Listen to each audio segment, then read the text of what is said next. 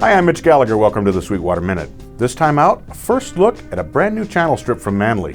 Let's get started. I'm privileged to have here beside me serial number 1 of the Manley Core channel strip, which was introduced at this year's Winter NAMM show in Anaheim, California.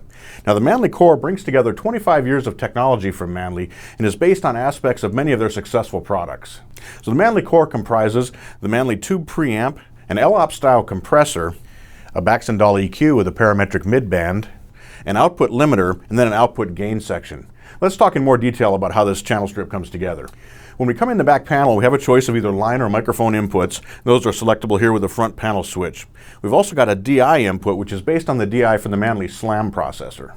The first thing your signal hits when it comes into the core is a Manley iron transformer. The second thing that it goes through is actually the LOP style compressor.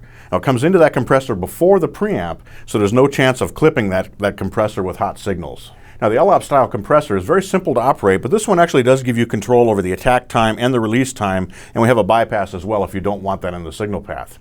Immediately following the LOP compressor is the preamp circuit.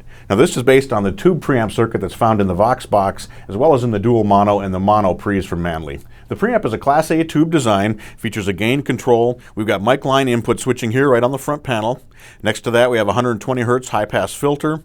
We've got a high and a low gain switch next in line, and that switches us from 40 dB of overall gain to 60 dB of overall gain in the preamp. Next, we've got phantom power on and off, and then we have a polarity reverse switch. Now, following the preamp, we have a choice. You can take a direct out, which is on XLR from the back panel, which just includes the signal that's gone through the transformer, the compressor, and the preamp, or we can route on through the rest of the core and come out of the main output. If we continue on through the signal path inside the core, we have another choice. There's an insert point here that allows us to inject external processors into the signal path. Or we can choose to go straight into the EQ, and again, that EQ is based around a Baxandall design, so it has high and low bands. And then we have the parametric midband. The switch is for selecting the frequency range, and then we have 2 controls for setting the amount of boost and cut and the frequency of the EQ. Following this, we have a brick wall limiter, which is great when you're recording to digital systems because there's no chance of overloading the output. Simply set the limiter where you need it to be. We have an output gain control here, and we can set that master output volume exactly where we want it, again with no chance of overloading a digital converter. Finally, we have the Illuminated Vu Meter, and that can be switched to show the gain inside the preamp, the master output level, or the compression gain reduction. The really great thing about the Core is that even though it's bringing together those high-end technologies from products like the SLAM and the Vox box, it's coming in at a very reasonable price for this caliber of a channel strip.